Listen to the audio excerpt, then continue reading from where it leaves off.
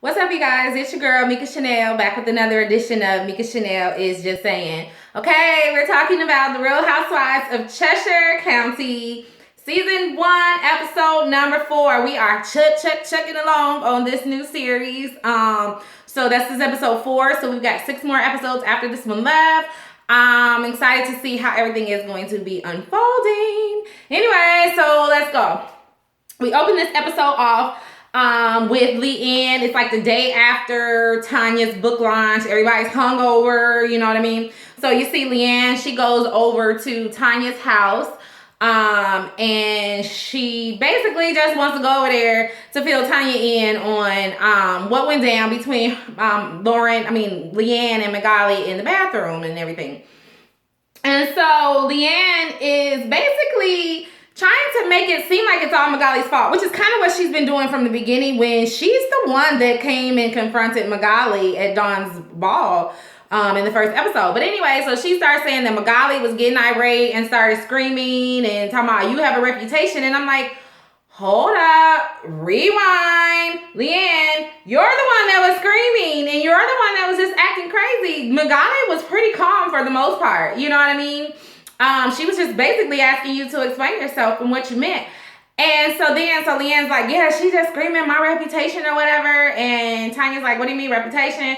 Leanne is like, the only reputation I could think that I have that she could possibly be referring to is the fact that I used to be a table dancer. Okay, table dancer. I am assuming is some kind of go-go dancer, possibly a cage dancer. Possibly someone that strips. I don't think it's like a whole like stripper thing though. I think it's more like those go-go dancers, you know. I don't know. I didn't even bother to look it up. Who cares? It's Leanne. Anyways, so basically she's just telling Leanne, you know, and Tanya's just like, you know, well, I mean, if your family knows about it, you know, who cares? And then for some reason, Tanya in her interview was like, surprise, surprise, Magger strikes again. And I'm like, really, Tanya? Magali hasn't done anything to anyone. And I want to like you, Tanya. I really, really want to like you. You have my daughter. You and my daughter share the same name, the exact same spelling, the exact same pronunciation, Tanya, of, you know, the name. And I was like, oh, I might really like her. And I thought she was like more of a fun one.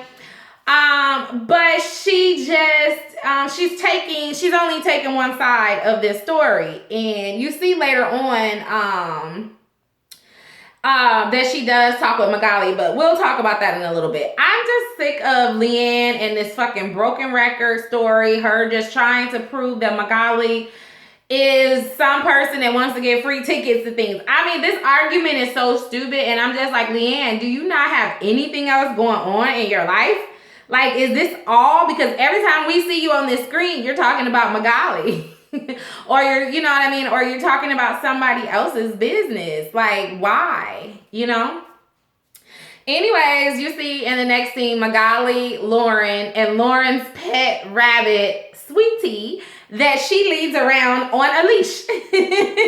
Have you ever in your life seen that? I have not, okay? It's a cute little rabbit or whatever. And Lauren is just the funniest person to me.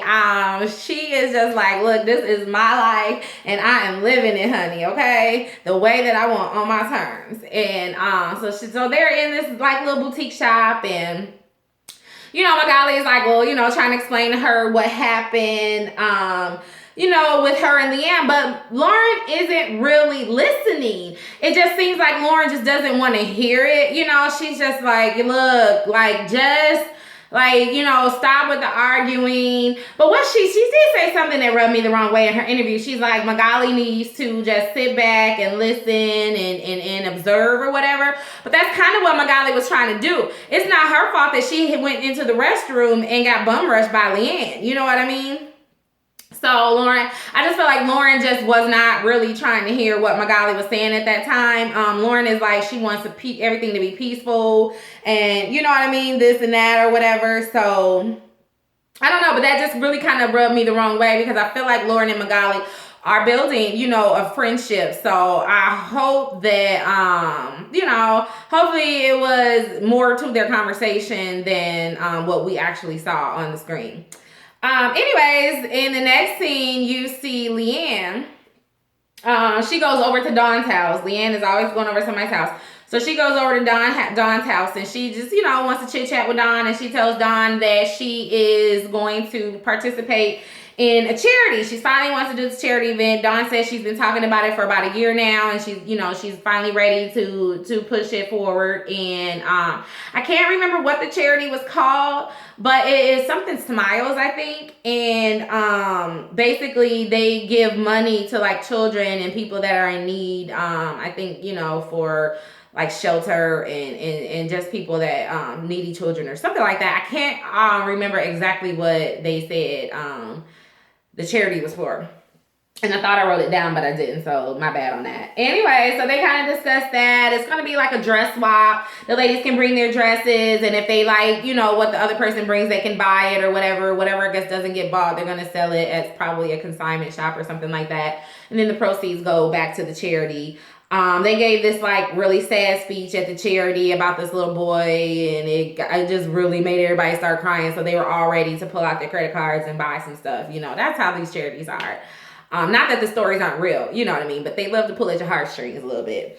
So anyway, so then Leanne fills Dawn in on the fact that Darby, Dawn's daughter, talked to Leanne about Dawn not wanting to get this hysterectomy. And Dawn is very shocked by this.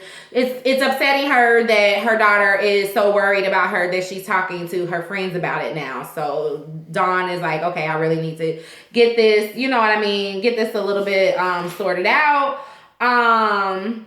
But it just doesn't seem like she wants to do it. It's just like she's really scared about doing it. And the next thing you see her in her closet, like going through her clothes and her purses and everything, getting things together for the charity event. And her husband comes in and, they chit chat a little bit about, some of the clothes that she has. Like, I guess this Louis Vuitton purse that she has. And, I don't they just kind of laugh about it. The purse did seem very juvenile.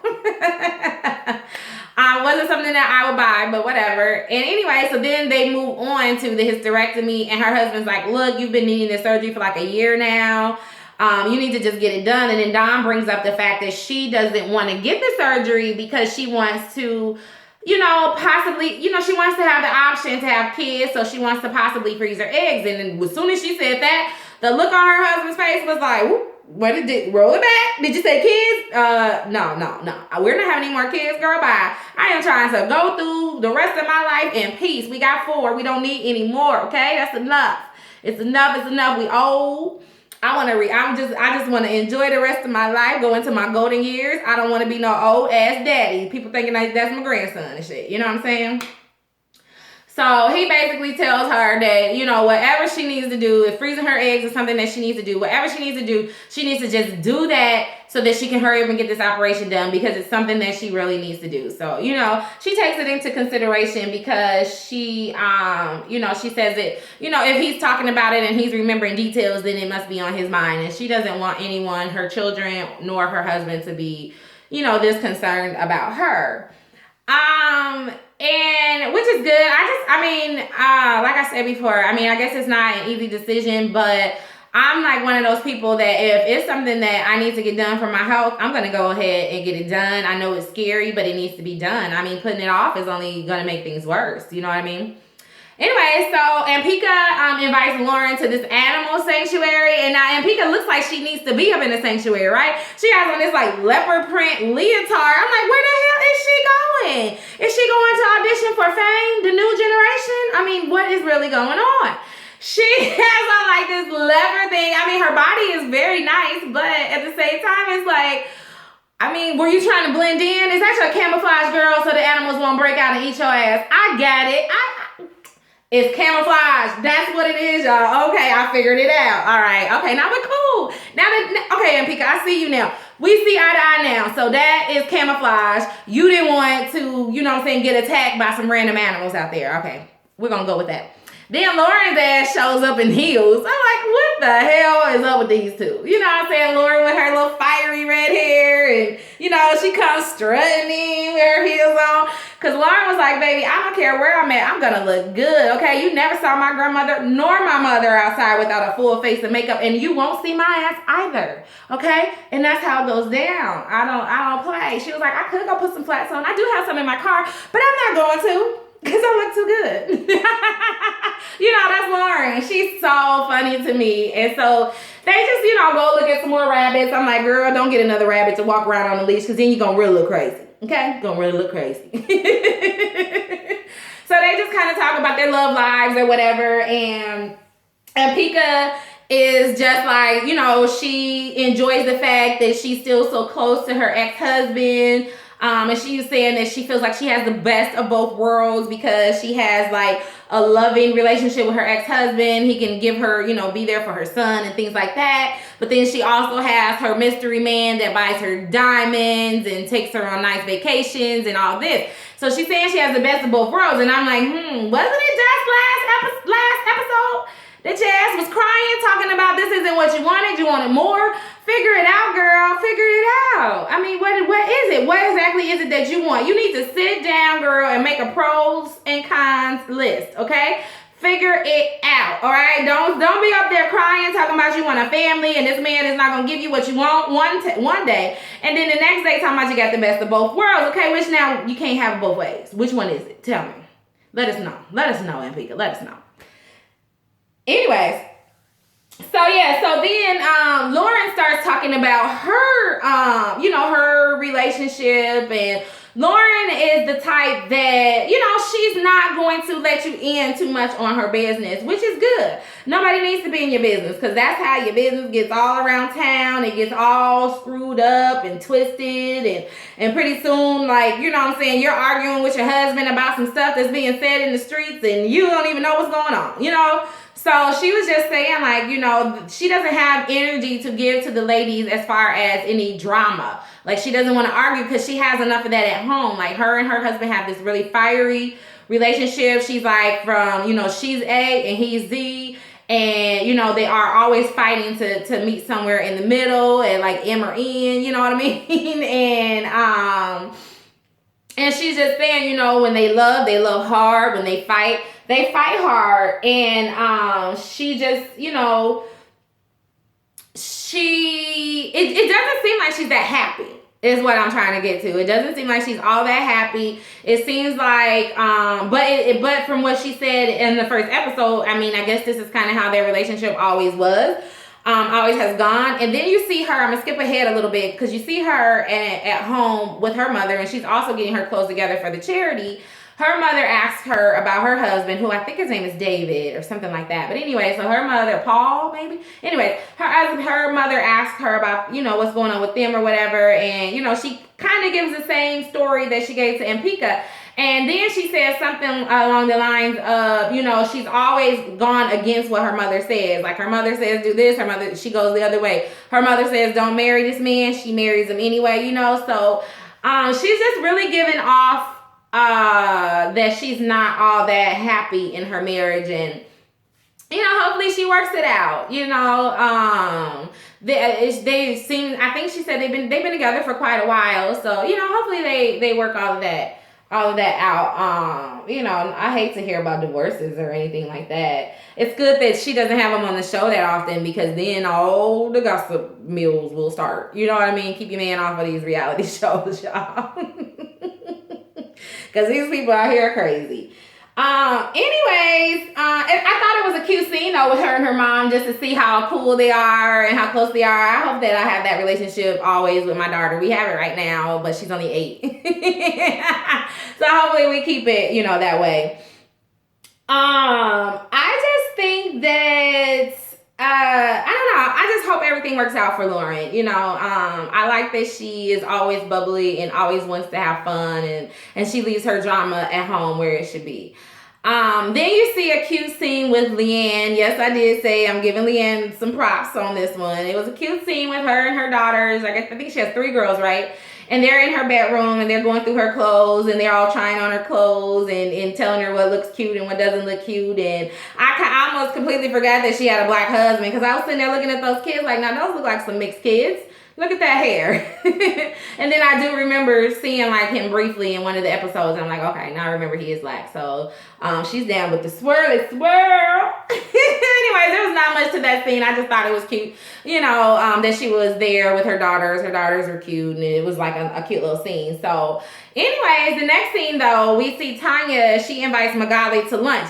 Now, I'm not really quite sure what Tanya's motives were with inviting Magali to this lunch, because she said that she wanted to get Magali's side, but it doesn't really seem like she was that receptive to what Magali was saying, because Magali, gave her sides. Like, it was between me and Dawn. I don't even know. Leanne came out of left field. Me and her were always cool. Tanya's like, well, she used to speak very highly of you, and Leanne's like, well, that's good to know, because I know we've never had an issue before, so I don't know what's really going on.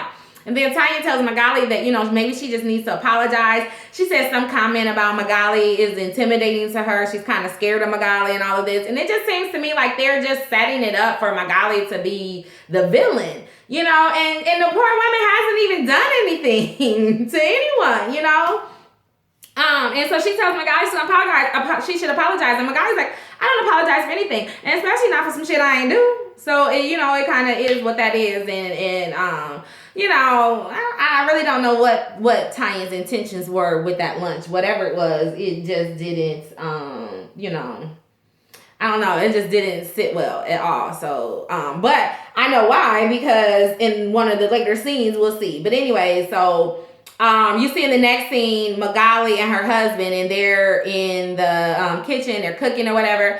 And her husband is just basically trying to tell her that she needs to give Leanne the benefit of the doubt. Like, she's quick to jump on people and just to, hold grudges and things like that. And Leanne was like, Magali's like, I don't care, fuck that bitch.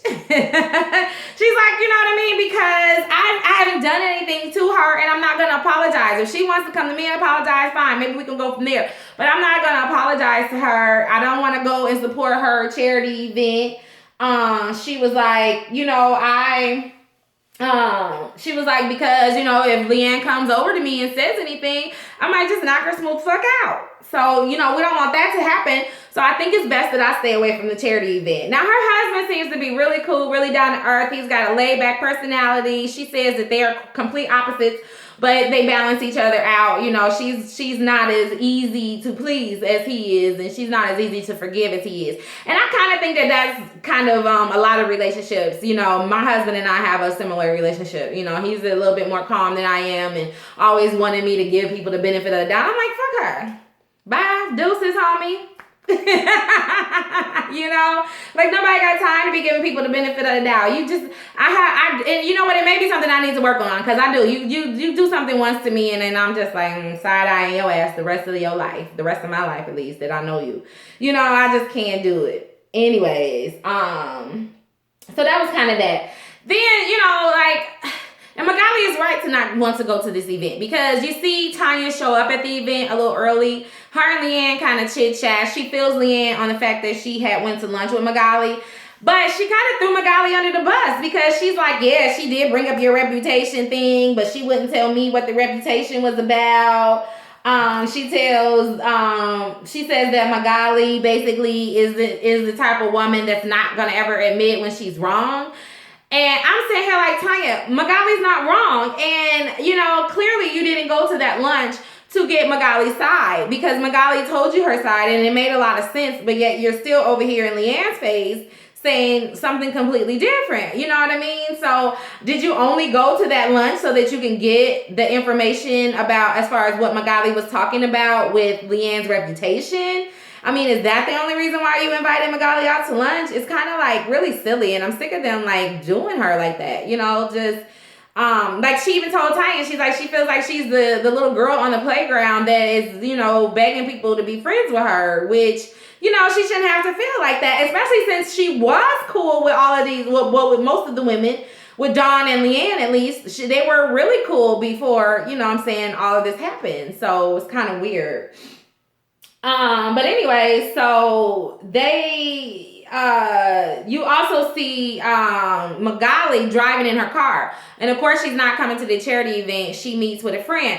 So she's also talking to this guy about, you know, what's going on. He also knows Leanne, and he feels like this is out of character for Leanne. So he thinks that they may need to just sit down and have a chit chat. I think they need to sit down and have a talk as well. I just don't know if it's a good thing to do it on camera, because Leanne seems to be a little hungry for attention. You know what I'm saying? Just my opinion. Then you see, all the other ladies, you know, they start showing up at the charity event, you know, and Lauren comes in, and the first thing that Leanne says to Lauren is, have you talked to Magali? Is she coming? You know, and she keeps saying that she doesn't want Magali to come, but she really does want Magali to come, because she wants to cause a scene. You know what I mean? She wants camera time. She wants to cause a scene. She has nothing else going on with her, nothing interesting. So, you know, she hopes that Magali shows up everywhere, because so that she can just get on attack mode again, you know, and try to get a little bit of camera time. I mean, Leanne is just completely useless on this show to me. I don't really like her on this show at all. She has no personality whatsoever. It is clear that she's jumping on this whole Magali free ticket thing just to have something to talk about with everyone, because she doesn't have anything else exciting enough to keep us watching her, you know? It's kind of sad.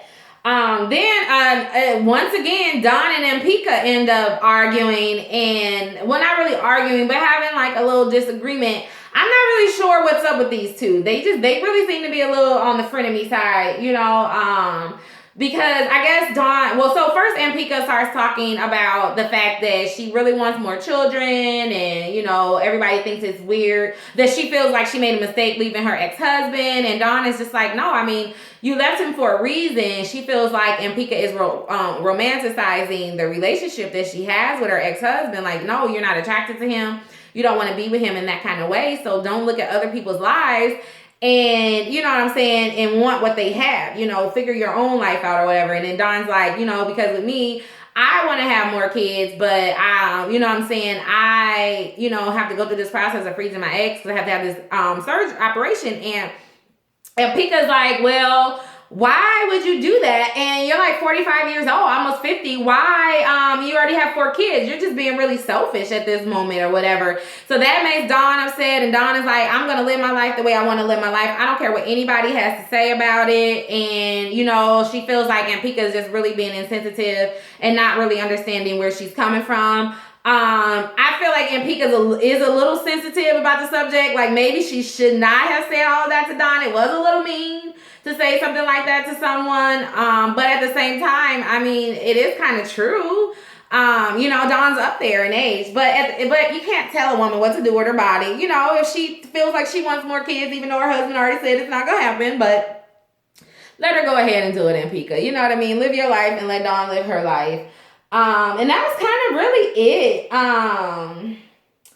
You know, for the episode, it wasn't really anything exciting going on in this episode. You know, just a bunch of the same old, you know, the whole Magali thing with Leanne, and, you know, not much really going on. So I'm hoping that next week is a little bit more interesting, and it looks like it will be. I think they go on some kind of trip together or something, and it looks like Leanne and Magali sit down and with Tanya and have like a conversation, which I'm not sure why Tanya's there, but anyway, so we'll see what happens next week. Are you guys really into this show? No? Yay? Nay? What do you think about The Real Housewives of Cheshire? Let me know down below. Leave a comment. Share this video with all of your friends. Please thumbs up this video if you liked it. Share this video with all your friends, even if you didn't like it. Just still share it.